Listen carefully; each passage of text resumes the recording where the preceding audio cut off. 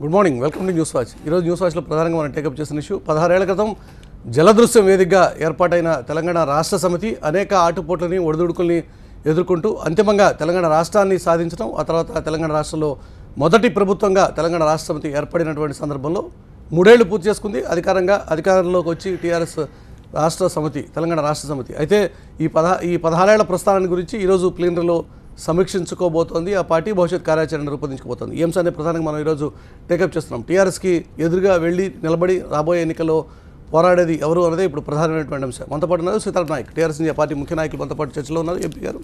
అలాగే రేవంత్ రెడ్డి, బీజేపీ నుంచి ఆ పార్టీ ముఖ్య నాయకులు మనతో పాటు ఉన్నారు. అదంకి దయాకర్, కాంగ్రెస్ పార్టీ నుంచి ఆ పార్టీ ముఖ్య నాయకులు కూడా మనతో పాటు లైవ్లో అందుబాటులో ఉన్నారు. ముందుగా దయాకర్ గారు, మీ దగ్గర నుంచే స్టార్ట్ చేద్దాం. తెలంగాణ రాష్ట్ర సమితి ఏర్పడినటువంటి కొత్తలో ఆ పార్టీలో ఉన్నటువంటి ముఖ్యమైనటువంటి నాయకులు మీరు కూడా ఒకరు. సరే, తర్వాత పార్టీ విభేదించారు, కాంగ్రెస్ పార్టీలో చేరారు. ఈరోజు టీఆర్ఎస్ 16 ఏళ్ల పండగ చేసుకుంటున్నటువంటి సందర్భంలో ఆ పార్టీకి ధీటుగా మీ పార్టీ రాబోయే కాలంలో ఎదిగే ఆస్కారం ఉందా?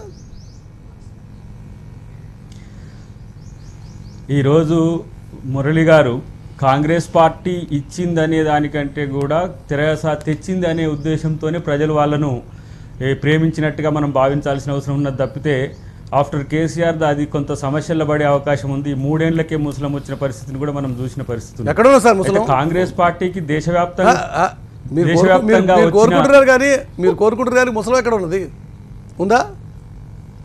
అరే ఇప్పుడు ఏంది హరీష్ రావు కేటీఆర్ రూపంలో ఉండే ఏంది విభేదాలు మనం చూస్తూనే ఉన్నాం కదా. 10 ఏళ్ళకి ఒక ఆయన, 20 ఏళ్ళకి ఒక ఆయన, తర్వాత మొత్తం కేసీఆర్ అని ఒక ఆయన, ఈ మధ్యనే 5 ఏళ్ల తర్వాత అని ఇవన్నీ వినపడుతున్నాయి మురళి గారు. అయితే ఏదో జరగాలి, ఆ పార్టీలో ఏదో ముస్లిం పుట్టాలి, ఆ పార్టీ కొట్టుకు సావాలి అనేటువంటి ఆలోచన తప్ప మీకు స్పెసిఫిక్గా మీ ఎజెండా ఏంటి? ఇప్పటికీ మాకున్న సమాచారం మేరకే మీకు ఎన్నోసార్లు చెప్పిన నేను, ఇప్పటికీ కాంగ్రెస్ పార్టీ చాలా బలంగా ఉంది. దాదాపు 40 సీట్లలో గెలిచే అవకాశం ఉంది. నేను మొన్న కూడా మీతో మాట్లాడుతూ చెప్పిన 18 సీట్ల కంటే ఎక్కువగా గెలిచే అవకాశం లేనందుకే మరింత బలంగా ఉందనే ప్రచారం ఈరోజు చెప్పుకోవడానికి సర్వేలు చేస్తున్నారు తప్పితే కాంగ్రెస్ పార్టీకి ఈ రోజు అసలు వాస్తవంగా ఏంటి ఈ 18 నెంబర్ ఎక్కడి నుంచి వచ్చింది చెప్పమనండి. ఈ రోజు నిజంగా నిర్భయంగా నీతి కనుక చెప్పితే వాళ్ళ 16 నుంచి 18 కంటే ఎక్కువ పెరిగే అవకాశం లేదు. వాళ్ళ రిపోర్ట్లనే 31, 35 వస్తే ప్రత్యర్థి అభ్యర్థులకు ఉన్న చూసినా కూడా మీకు తెలుస్తుంది మురళి గారు. అయితే ఇది ఒక తంతు. కానీ టీఆర్ఎస్ పార్టీ ఉద్యమ పార్టీగా ఎంత మేరకు సక్సెస్ అయిందనేది మనం పార్లమెంట్లో చూస్తే, ఎంతమంది ఎంపీలతో కలిసి వాళ్ళు తెలంగాణ తెచ్చిందనే విషయాన్ని ఆలోచిస్తే అప్పుడేమో కాంగ్రెస్ పార్టీని వినియోగించుకున్నది, ఇప్పుడేమో 5 పార్టీలతో ప్రభుత్వాన్ని నడపగలుగుతున్నది. అది కూడా పరిపాలన అవగాహన లేమితో ఇంతవరకు మొదలు కాని ప్రాజెక్టులన్నిటి కూడా మొదలైనట్టుగా ప్రచారార్భాటం తప్పితే రేపు జరగబోయే వాటిని కూడా ఈ రోజు చెప్పి ప్రజల్ని ఒక ఆశల్లో జీవించే ఒక ప్రభుత్వంగా ఇది ఉన్నది తప్పితే నాకు తెలిసి ఏ మంత్రుల యొక్క నిర్వహణ కానీ, ఎమ్మెల్యేల యొక్క నిర్వహణ కానీ, ఉద్యమాల నుంచి వచ్చినప్పటికి కూడా వాళ్ళకి పరిపాలన అవగాహన లేకపోవడం ఒక సమస్యగా మారుతుంది. ఇప్పటికే దేశవ్యాప్తంగా జరుగుతున్న చర్చల్లో తెలంగాణ కేవలం ప్రచార పార్టీగా మాత్రమే సక్సెస్ అయ్యే అవకాశం ఉంది. వచ్చే 2019కి ఇక్కడ కాంగ్రెస్ పార్టీ మోస్ట్ ఫేవర్డ్ స్టేట్గా మాకున్న దాంట్లో గుజరాత్, రాజస్థాన్తో పాటు తెలంగాణ మాకు చాలా అనుకూలంగా ఉన్న ప్రాంతంగా మేము భావిస్తాం. గుజరాత్, రాజస్థాన్ ప్రస్తుతం బీజేపీ అధికారంలో ఉంది. అక్కడ కాదని మీరు వస్తారని మీకు ఉన్నటువంటి ఆశ, ఇక్కడ తెలంగాణ రాష్ట్ర సమితి ఉంది, తెలంగాణ రాష్ట్ర సమితి కాదని మీరు వస్తారని ఒక ఆశ, మీవన్నీ కూడా కేవలం ఆశలే కదా. రమారమి ఇప్పటి వరకు రమారమి 61 సీట్లతో బోటాబోటి గెలిపించారు. ఇంత హవా అనుకున్నప్పటికి కూడా వారు ఈ 3 సంవత్సరాల్లో ప్రజాస్వామ్య వ్యవస్థల విధ్వంసం కావచ్చు, ఇతర పార్టీల నుంచి నాయకులు 80% ప్రజాప్రతినిధులు, ఇతర పార్టీలకు సంబంధించిన ప్రజాప్రతినిధులు ఈరోజు టీఆర్ఎస్ పార్టీలో ఉండడం ఆ పార్టీ యొక్క బలం అనుకుంటే అది వాళ్ళ భావదారి తప్పితే మరొకటి కాదు. దాదాపు జెడ్పీటీసీ, వార్డు మెంబర్, సర్పంచ్, తర్వాత ఇప్పుడు ఎమ్మెల్యే, ఎంపీలు కూడా దాదాపు నాకు తెలిసి అయితే ఇంత పెద్ద ఎత్తున ఒక ల్యాప్సెస్ ఉన్న పార్టీ ఇంకోటి లేదు. ఈరోజు ఫిరాయించిన వాళ్ళు రేపు ఫిరంగులు కారనే నమ్మకం కూడా వాళ్ళకు ఉండి ఉంటుంది. కానీ మాకున్న సమాచారం అయితే కంపల్సరీ ఈ ప్రభుత్వం మీద 3, 4కే పరిమితమైన ఈ ప్రభుత్వం మీద తీవ్ర స్థాయిలో ప్రజల్లో అసంతృప్తి ఉన్నది. సంబంధించింది కానీ మిగతా వాటికి మీరు పోటీకి వెళ్ళే ఆస్కారం ఉందా, వారు పోటీకి వెళ్ళే ఆస్కారం ఉందా? ఫైనల్స్ లో ఆల్రెడీ అయితే టీఆర్ఎస్ ఉంది. ఇప్పుడు ప్లీనరీ టీఆర్ఎస్ జరుగుతుంది. మళ్ళా పోటీ ఏమిటి? మొన్న 10 ఏళ్ల వరకు ఉంది, ప్రజలు రిజెక్ట్ చేసిండ్రు. ఇక్కడ పోటీ చేస్తే చేయొచ్చు కానీ దేశం అంతా ఏం జరుగుతుందో మనం చూస్తున్నాం. ఇవాళ దేశంలో జరిగింది ఒక తెలంగాణలో జరుగుతుందనే ఆశలు వాళ్ళకు ఉండడంలో తప్పులేదు. కానీ అది వాళ్ళని ఒక విషయం వెంటాడుతూ ఉంటుంది.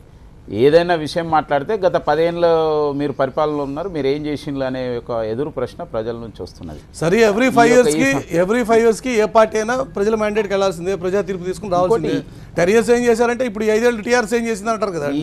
ఈ రోజున్న పరిస్థితులలో భారతీయ జనతా పార్టీకి తెలంగాణలో ఒక అద్భుతమైన అవకాశం ఉన్నది. అది టీఆర్ఎస్ఏ ఇస్తున్నది. ఎందుకంటే కోట్లాది మంది ప్రజల ఆకాంక్షను వమ్ము చేస్తున్నది ఇవాళ టీఆర్ఎస్. అందరూ కూడా ఆశించినాం, తెలంగాణ కోసం అందరం కలిసి పోరాటం చేసినాం.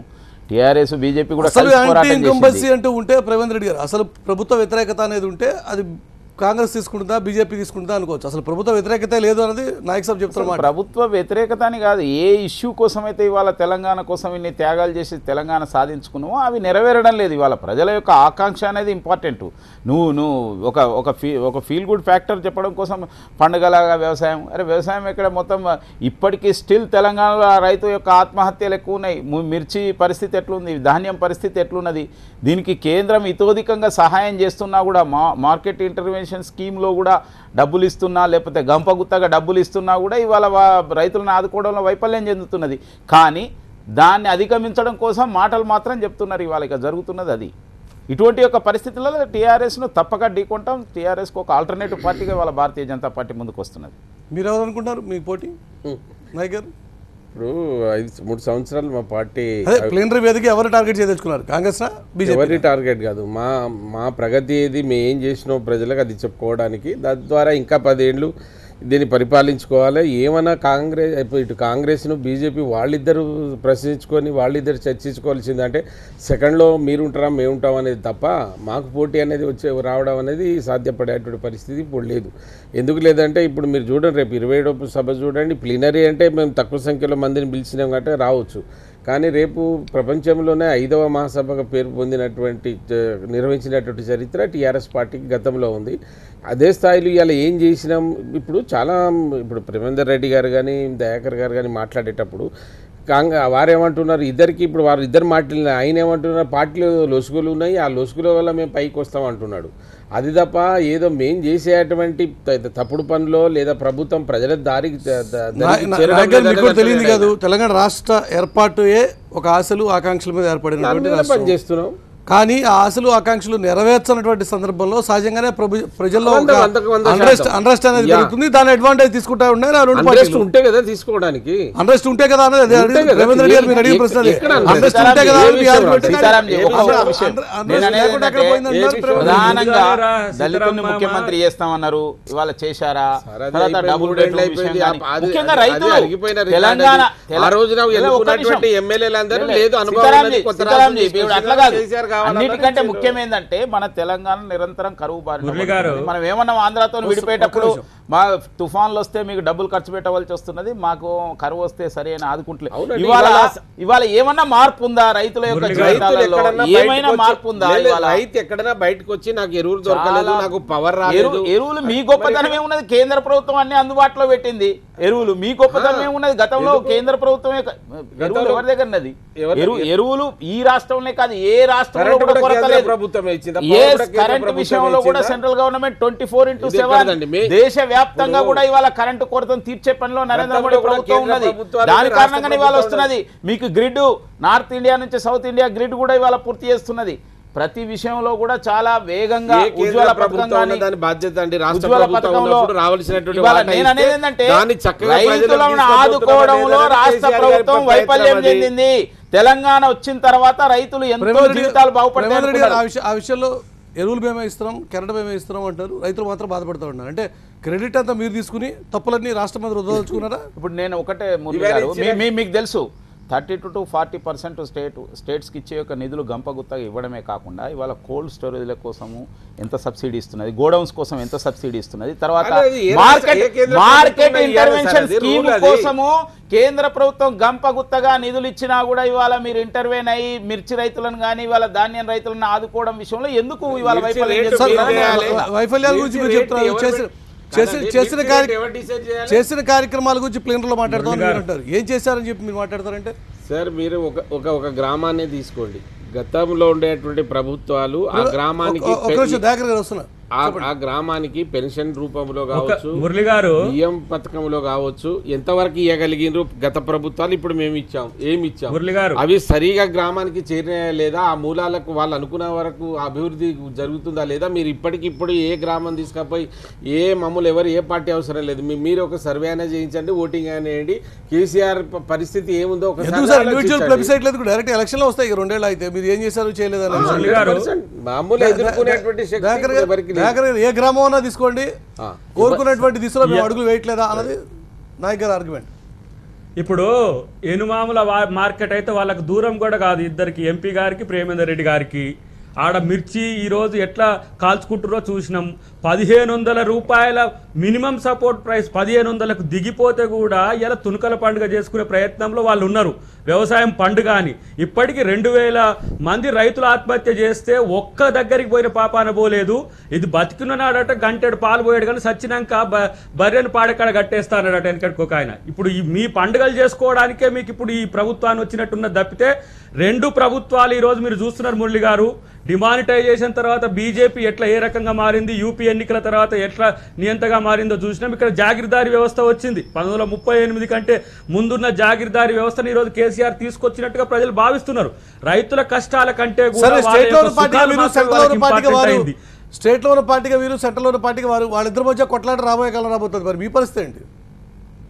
2 కాంగ్రెస్ వ్యతిరేక ఓట్లే కదా. మీరు వాళ్ళు మా ముందే మా విజయం కనిపిస్తుంది. ఇద్దరు ప్రత్యర్థుల ముందు వాళ్ళు పోరాడుకుంటున్న తీరు, ప్రజలకేం చేయలేకపోగా ఓట్ల కొరకు వాళ్ళు పడుతున్న తాపత్రయం కనుక మనం చూస్తే అంటే అధికారం తప్పితే ప్రజల లక్ష్యం ఏ రోజైనా కాంగ్రెస్ పార్టీ ఆ విధంగా ఉన్న ముఖ్యంగా మురళి గారు ఈ 2-3 సంవత్సరాల్లో ప్రజల్ని చుక్కలు చూపించిన ప్రభుత్వాలు ఇవి 2. ప్రజల ఆందోళన చూపెట్టిపోయి ఎక్కడన్నా ఒక గ్రామంలో బిడ్డ పెట్టుకొని మంచినీళ్ళు రాలేదనో, పవర్ రాలేదనో, అరే ఏదైనా గ్రామం ఒకటి బయటకు వచ్చి నువ్వు కనుక్కోపల్లి మండలం నాయక్ తండా లోయపల్లి కింద నీళ్లు లేవు. నీళ్లు లేని పరిస్థితి, ఎవరు నీటి ఎద్దడి గురించి ఎవరు మాట్లాడతలేరు. దయాకర్ గారు, అంటే మీ అక్కడ కాంటింజెంట్ ఫండ్ లేదు, ఎండిఓ లేదు, ఎవరు ఎమ్మెల్యే 10 సంవత్సరాల పరిపాలనలో జరిగినట్టు రోజు ఒక కుంభకోణం జరుగుతలేదు కాబట్టి ఇవాళ నరేంద్ర మోడీ ప్రభుత్వం బాగలేదు అంటున్నారా? లేకపోతే ఇవాళ ఒక్క కరప్షన్ కూడా జరగకుండా వేగమైన యొక్క నిర్ణయాలు తీసుకొని అభివృద్ధి వైపు సాగుతున్నారు కాబట్టి ఇవాళ బాగలేదు అంటున్నారా? ఏమిటి ఓట్ బ్యాంక్ రాజకీయాలు చేయడం లేదు మీలాగా కాబట్టి అంటున్నారా? మీరు అందరినీ మోసం చేసి, ముస్లింలను మోసం చేసి, ఎస్సీలను మోసం చేసి, ఎస్టీలను మోసం చేసి, బీసీలను మోసం చేసి, ఇవాళ బీసీ జాతీయ కమిషన్ కు మేము చట్టబద్ధత కల్పించడం ఇన్ని సంవత్సరాల నుండి మీరు కల్పించారా? ఆ విషయ ప్రాతిపదికన బీసీ కమిషన్ కి చట్టబద్ధత కల్పించామన్న ప్రాతిపదికన ఈ రోజు బీసీ కమిషన్ ఏర్పాటు చేస్తాం. తద్వారా రిజర్వేషన్లు తీసుకొస్తామంటే మీరు ఎందుకు అడ్డుకుంటారు? మేము అడ్డుకోవడం విషయంలో వాళ్ళు ఓట్ బ్యాంక్ రాజకీయాలకు పాల్పడుతున్నారు. ముఖ్యంగా రాజ్యాంగము డాక్టర్ బిఆర్ అంబేద్కర్ అనుమతించని యొక్క మతపరమైన యొక్క రిజర్వేషన్స్ అనేది కోట. మీరేమన్నారు? ఇవాళ ముస్లింలు తెలంగాణలో 12% ఉన్నారు కాబట్టి జనాభా ప్రాతిపదికన 12% ఇస్తామన్నట్టున్నారు. మరి బీసీలు 52% ఇస్తున్నారా? అంటే మీకు బీసీల మీద ప్రేమ లేదా? మీరు బీసీలకు వ్యతిరేకమా? ఇవాళ ఎస్సీలు కూడా జనాభా పెరిగింది, వాళ్ళకి జనాభా ప్రాతిపదికన ఇవన్నీ కూడా ఇవాళ టీఆర్ఎస్ వేసే ఎత్తుగడతోని మొత్తం రిజర్వేషన్లకు ఏమైతుందో భయపడే పరిస్థితి.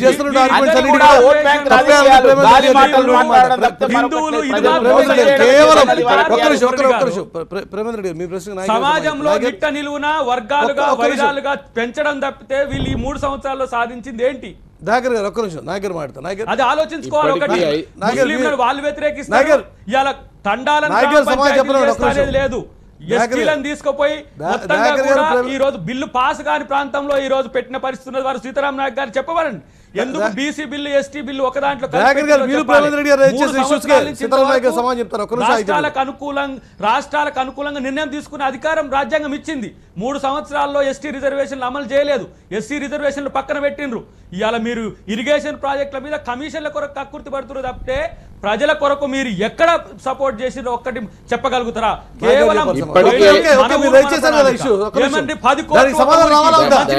పట్టించుకుంటూ కావాలా వద్దా? ఒక నిమిషం దయాకర్ గారు, ఇప్పటికీ 5 రాష్ట్రాల్లో బీసీ అనేది గుర్తింపు ఉంది. దాంట్లో మైనారిటీలు ఎవరు ఉంటే వాళ్ళకి ఇస్తారు. ఏదో నిజాం రాజుల పిల్లలకు, నిజాం రాజులకు ఏమో ఇక్కడ బీసీలో వాళ్ళకేమో రిజర్వేషన్ వర్తించదు. ఇది ఇప్పుడు జనతా పార్టీ, భారతీయ జనతా పార్టీ మొదటి 12% అంటే అందరూ అలా నిజాములు లేరా రారు. మొత్తం జనాభాకి ఇచ్చిండ్రు కదా మీరు, జనాభా మొత్తానికి ఇచ్చిండ్రు, దాన్ని including rulers, they are rulers Telangana. Sir దానికి ఒక ఏం ప్రొసీజర్ ఉండదంటారా? ఏం ప్రొసీజర్ చెప్పండి. 12% అన్న తర్వాత ఏం ప్రొసీజర్ ఉండదా దానికి? మొత్తం జనాభా ఉన్నోళ్ళందరికీ రిజర్వేషన్ గతంలో ఉన్న వాళ్ళకి ఇవ్వలేదా? గతంలో ఉన్న వాళ్ళకి ఇప్పుడు 5 రాష్ట్రాల్లో ఉంది కదా, ఇక్కడ కాదు కదా. ఆయన స్పష్టంగా గౌరవ ముఖ్యమంత్రి గారు అసెంబ్లీలో మీ నాయకుల ముందు స్పష్టంగా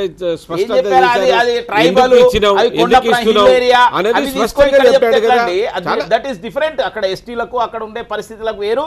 ఇవాళ ఈ తెలంగాణ అనేది ఒకనాడు ఇక్కడ రాజుల వాళ్ళు పరిపాలన చేసిండ్రు, ఇక్కడ తెలంగాణ ప్రజలు పట్టి పీడించిల్లు. అటువంటి నిజాంకు వ్యతిరేకంగా పోరాటాలు జరిగినాయి. వాళ్ళకి వాళ్ళ మీరు రిజర్వేషన్ కల్పిస్తున్నారంటే తెలంగాణ తీసుకురావడం కోసమేనా?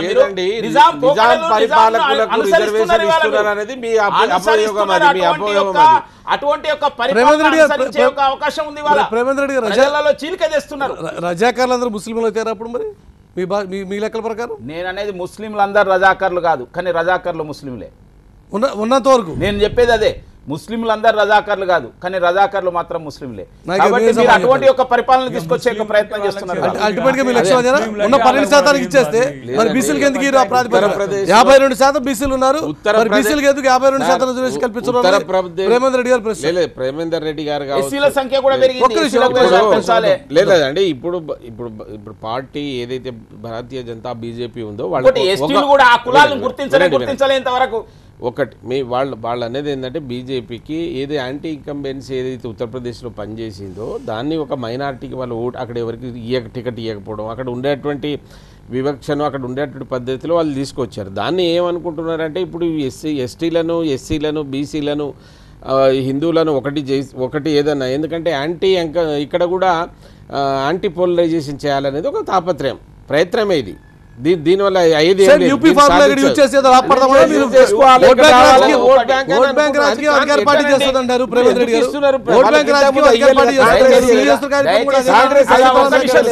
దయచేసి నేను అనేది ఓట్ బ్యాంక్ రాజకీయం అధికార పార్టీ చేస్తున్నారు. మీరు చేస్తున్న కార్యక్రమం కూడా అదేనా? ఇవాళ ఆదిత్యనాథ్ యోగి ముస్లింలకు వ్యతిరేకం కాదు. ఆయన యొక్క మఠంలో కూడా అనేక మంది ముస్లింలు ఉన్నారు, కలిసి పనిచేస్తున్నారు. ఆయన ముఖ్యమంత్రి అయితే ముస్లింలు గోరఖ్పూర్ లో ర్యాలీ చేసిండ్రు. ఈ రోజు ఇవాళ దేశ వ్యాప్తంగా ముస్లింలకు 12% ఎక్కడైనా ఒక సీట్ కూడా లేదు. మీరు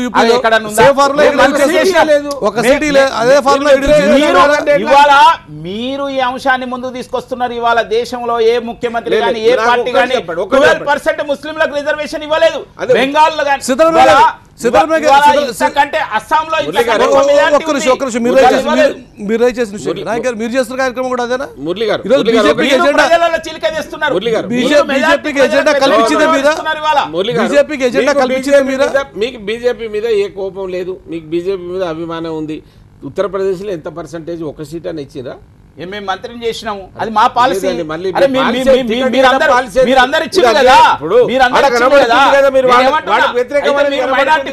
చెప్పండి.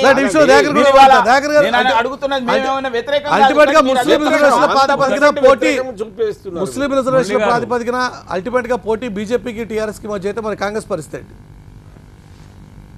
ఇప్పుడు యోగి కేసీఆర్ గారు ఇవాళ ముస్లింలకు రిజర్వేషన్లు ఇస్తా అని కొత్త పాట పాడుతున్నాడు. అంటే ఇంతకుముందు ఏదో ఇవ్వనట్టు, ఇప్పుడే కొత్తగా కేసీఆర్ గారు ముస్లింలకు రిజర్వేషన్లు ఇచ్చినట్టు.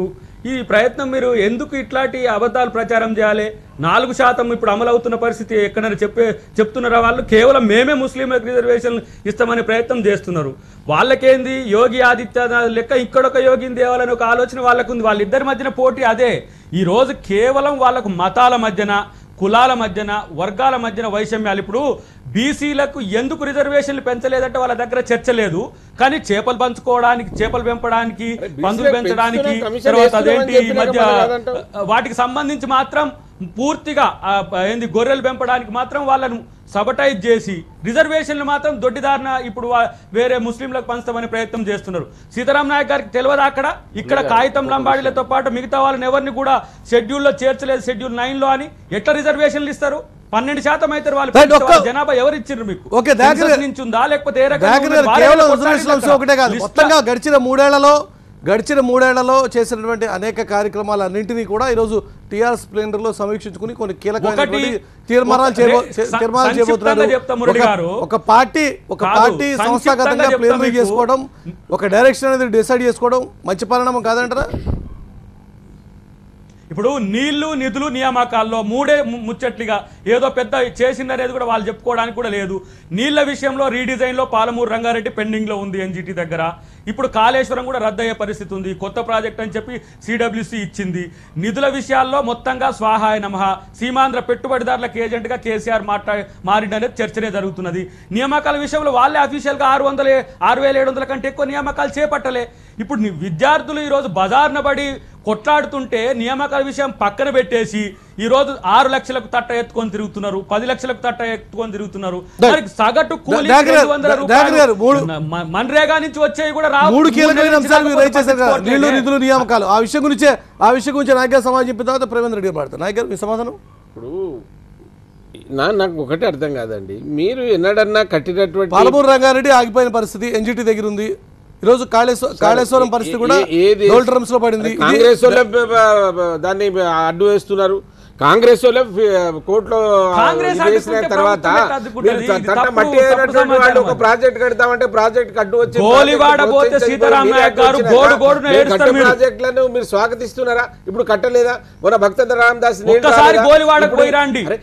ఇప్పుడు ఉన్నటువంటి దేవాదుల ఒక 100 ఎకరాలు 400 ఎకరాలు 15,000 ఎకరాలు కట్టి ఈ రోజు వాళ్ళని బజార్న పడేసింది. ఎవరి పడలేదు. అసలు వ్యవసాయ రంగంలో వ్యవసాయదారులు లేనటువంటి కష్టాన్ని మనం ఏదో పార్టీని రేపు రావాలనేటువంటి ప్రయత్నం తప్ప ప్రజలు రావాలండి. ప్రజలు చెప్పాలి. ఎక్కడన్నా ఏ ఉద్యమాలు జరుగుతున్నాయి, ఏ గ్రామంలో చెప్పండి.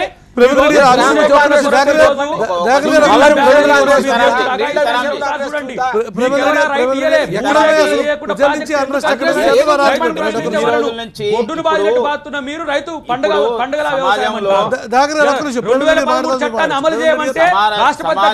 వ్యతిరేకత యొక్క విధానాలు మారినాయి. ఇంత ముందులాగా ప్రతి విషయానికి రోడ్లు ఎక్కడమో లేకపోతే ఉద్యమాలు చేయడమో బస్సులు తగలబెట్టడమో ఇటువంటి యొక్క విషయాలు లేవు. జస్ట్ సోషల్ మీడియాలో పోస్ట్ చేస్తే చాలు. ఇవాళ అవసరం వచ్చినప్పుడు లాగి చెంపదెబ్బ కొట్టే యొక్క పరిస్థితి. ఇవాళ యువత టోటల్ గా అన్రెస్ట్ ఉన్నది తెలంగాణ ప్రాంతంలో. ఎందుకంటే తెలంగాణ అన్ని సమస్యలు పరిష్కారం అయితే అన్నారు. ఇవాళ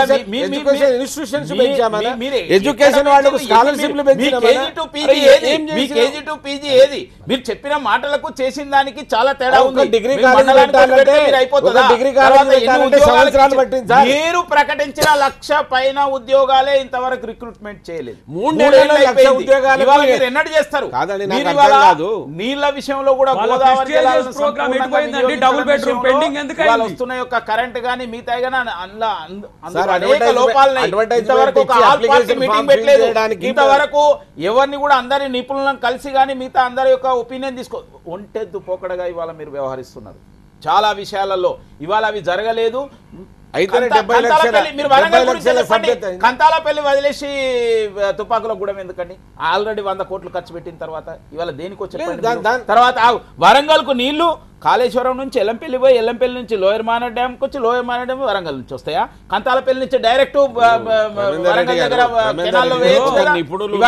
మీకు తెలుసు, మీ పార్లమెంట్ ఏరియాలో ఉన్న గురించి చెప్తున్నా నేను.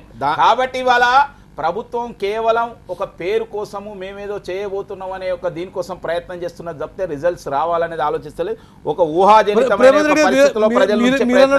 మీరన్నటువంటి మాట గడిచిన 10 ఏళ్ళుగా డిస్టర్బ్ అయ్యి ఉంది. కాబట్టి సరిచేయాల్సిన పరిస్థితి ఉంది. ఆ ప్రయత్నం అధికార పార్టీ చేస్తే మీకు వచ్చిన ఇబ్బంది? నేను చేస్తే మంచిది, చేయడం లేదనేది మా బాధ. చేస్తున్నాం కదా. సిద్ధరామయ్య చేయడం గారు- లేదనేది మా బాధ. స్వాగతిస్తున్నారు కదా. చేయడం లేదనేది మా బాధ. సిద్ధరామయ్య గారు- 70 లక్షల ఏం చేశారు? ఇప్పుడు డబ్బులు ఇల్లు కట్టిండ్రా? సభ్యతలు అయినాయి కదా, సిద్ధరామయ్య ప్రజలు ముందుకు వస్తున్నారు కదా. నేను అనేది ఏంటంటే ఎక్కడైనా సభ్యత్వాలు- గ్రామాల్లో సభ్యత్వాలు interest ఉండి ఎవరికి 50 రోజులు ఎవరికి ఇంటింటికి రేపు మంచినీళ్ళు ఇస్తున్నాం సార్. మీరు ఇట్లనే చూస్తా ఉండండి. ఇంటింటికి ఇట్లనే ఇంతకు ముందు మాట్లాడుతా ఎప్పుడు లేవా ఉండండి. మంచినీళ్ళు? ఎవరు ఇయ్యలే? మంచినీళ్ళు ఎప్పుడు ఎవరు లేవా? ఇయ్యలే? ఎవరు ఇయ్యలే? ఇంతకు ముందు ఎక్కడ కూడా ఇచ్చిండ్రు? ఉన్నది. అరే ఎన్ని బిందెలు ఈ టైంలో ఎన్ని బిందెలు కొట్లాడుకున్నారు? ఎన్నిసార్లు నాయకుల లైన్ మీద- వేయడం అనేది చాలా సులభం. అన్నిటికంటే. ఈ ఒక్కసారి ఇవాళ మీరు చేసే- సీతారాం గారు ఎక్కడ కొత్త రిజర్వాయర్స్ చెప్పండి మీరు. ఎక్కడ వాటర్ స్టోరేజ్ యొక్క ఇది ఉన్నదో చెప్పండి. పాలేరు దగ్గర ఇవన్నీ చూడు, మీరు ఇప్పుడు నిన్న ఎక్కడ కదా ఉన్నది వచ్చింది? మీరు చెప్పేది? ఈవెన్ నా కాన్స్టిట్యూషన్ నీళ్ళ రాఘర్ గారు- పరిస్థితి సరిగా లేదు. రాఘర్ గారు ఒకటి మురళి గారు తెలంగాణ ట్యాగ్ లైన్ ఈ నీళ్లు రోజు నిధులు అంతా నియామకాలు బాగుందని నిర్ణయించే చెప్పే విషయం ప్రయత్నం మూడింటిని చేస్తున్నారు అడ్రస్ చేసే ప్రయత్నం కానీ చేస్తున్నాం. మురళి గారు మూడింటిని అడ్రస్ చేసే ప్రయత్నం చేస్తున్నాం.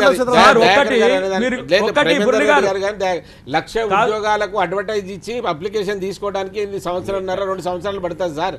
ఈ లక్ష ఉద్యోగాలు ఇచ్చారా? లక్ష ఉద్యోగాలకు advertisement 3 ఇచ్చారా? సంవత్సరాలలో ఉద్యోగాలకు మూడేళ్లలో advertisement అయ్యే ప్రాక్టీస్ 9,700 తప్ప అంత మించి అదనంగా వేయలేదన్నది ఒక్క రాఘర్ గారు నిమిషం అంటున్నారు. ఒక్క నిమిషం దీంట్లో కలిసి ఇప్పటికి ఒక్క ఎన్ని లక్షలు నిమిషం ఇచ్చినామని మొన్న సార్ 20,000 ఇగో ఈ మధ్య మన రాఘర్ గారు- చర్చలు చూసే రాఘర్ గారు- ఒక్క నిమిషం కిరణ్ కుమార్ రెడ్డి గారు స్పందించిండ్రు.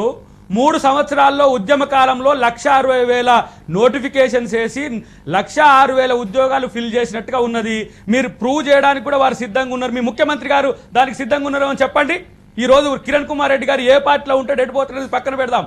ఆ 3 సంవత్సరాల్లో జరిగిన అభివృద్ధి మీరు ఇన్ని ఆటంకాలు సృష్టిస్తున్నా కూడా కానీ సర్ప్లస్ బడ్జెట్తో ఉన్న స్టేట్ను ఈరోజు 60,000 కోట్ల రూపాయల అప్పుల ఊబిలో నెట్టి సింగిల్ బెడ్రూమ్ కూడా కట్టకుండా మీరు కట్టిన బెడ్రూమ్లకు కూడా మీరు ఈ రోజు కట్టిన 2 రూమ్ల ఇంట్లకు కూడా మీరు నిధులు ఇవ్వకుండా ఎవరికి పెట్టిరో నాకు అర్థం కావట్లేదు. 4 దఫాలుగా రిలీజ్ చేసి వడ్డీ రుణమాఫీ అయింది. అసలు రుణం మాఫీ కాలేదు. మళ్ళీ ఇది కాదని వచ్చే సంవత్సరం నుంచి ఇచ్చే ఏదో ఏంటిది 4,000 అని చెప్పి ఇప్పుడే పార్ట్ టైం కాంట్రాక్ట్ పద్ధతిలో ప్రవేశపెడితే దాన్ని మీరు కొనసాగించారు. అక్కడ కాంట్రాక్ట్ పద్ధతిలోనే రిటైర్ అయ్యారు. సీతారాం గారు మీ ముఖ్యమంత్రి గారు సిద్ధంగా ఉంటే కేసీఆర్ గారు చెప్పింది 3 సంవత్సరాల కాలంలో ఎన్ని నోటిఫికేషన్స్ వచ్చినాయి, చెప్పండి. ఎన్ని నియామకాలు జరిగినా మనం చర్చకు పెడదాం. నా దగ్గర వారి సీతారాం నాయక్ గారు వాళ్ళకు మీరు salaries నిన్న ఏం చెప్తారు? పెరిగినాయి. కాంట్రాక్ట్ ఇల్లు ఉద్యోగులకు రేపు చదువుకుంటున్నారు. సమాధానం ఏం మిమ్మల్ని చెప్తారు? మీరు చదువుకొని వాళ్ళకు salaries మిగతా పెరిగినాయి. పార్టీ ఎవరు salaries నాయకులు పెంచడమేనా? పెరిగినాయి. అంటే క్రమబద్ధీకరించడమంటే salaries పెంచడమా? దానికో రోస్టర్ చేయాలా? రోస్టర్ రోస్టర్ చేయాలా? చేయాలా? ఒక్కసారి ఇష్టం వచ్చినట్టు మన రేపు కోర్టులో ఎందుకు ఈ అంశాలన్నీ కూడా ఎందుకు ప్రభుత్వం కోర్టులో యొక్క వాళ్ళకి cancel చేసి ఎన్నికల ముందు మేము రాగానే కాంట్రాక్ట్ ఉద్యోగులు అభివృద్ధి ఏం చేస్తే ఇది మోసం కాదా? ఇది మోసం మేము చేస్తున్నారు ఇవాళ మీరు. ఒకటి చేస్తే మీరు కోర్టుకు పోయి మోసం cancel చేస్తున్నారు చేయిస్తారు ఇవాళ. ఇవాళ. సింగరేణిలో కూడా ఉస్మానియా కాంట్రాక్ట్ యూనివర్సిటీకి ఉద్యోగులు రమ్మనండి. లేరని చెప్పిన కేసీఆర్ గారు దొడ్డిదారిన కానీ రావద్దు. సింగరేణిలో కూడా కాంట్రాక్ట్ ఉద్యోగులు ఉన్నారు. రాష్ట్రం మొత్తంలో ఉన్నారు 25-26 వేల మంది. దొడ్డిదారిన వెనక నుంచి వెనకకు వచ్చిపోయే ప్రయత్నం కాదు. విద్యార్థుల కాడికి వచ్చి వాళ్ళను మందలించుకోమనండి. విద్యార్థుల దగ్గరికి పోయే ముఖం ఉందా టీఆర్ఎస్ పార్టీకి? ఉస్మానియా యూనివర్సిటీ గడ్డ అనేది ఈ రోజు ఉద్యమాలకు ఒక పెద్ద ఏం చెప్పాలి, ఏం చెప్తారు మీరు అడుగుతున్నారు? ఏం చెప్పబోతోంది టీఆర్ఎస్ ఈ రోజు ప్లేన్ మరికొద్ది నిమిషాల్లో అభివృద్ధి చేసిండ్రు కదా, రైట్, విద్యార్థులకు ఓకే. ఉద్యోగాలు ఇచ్చిండ్రు. మరికొద్ది సేపట్లోనే ప్లేనరీ ప్రారంభం కాబోతుంది. ఉదయం 10:30కి ఈ కార్యక్రమాన్ని లాంఛనంగా మొదలు పెట్టబోతున్నారు. అనేక కీలకమైనటువంటి తీర్మానాలు ప్లేనరీ వేదిక చేయబోతున్నామని అధికార టీఆర్ఎస్ చెప్తోంది. టీఆర్ఎస్ చేయబోతున్నటువంటి తీర్మానాలంటే వాటి మీద మరింత లోతుగా చర్చించడానికి ఆస్కారం ఉంది. చర్చలో పాల్గొన్నటువంటి ముగ్గురు నాయకులు కూడా ధన్యవాదాలు. ఇది వాళ్ళ న్యూస్ వాచ్. న్యూస్ వాచ్లో మళ్ళీ తెలుసుకుందాం. చూస్తూనే ఉంటాడు TV9.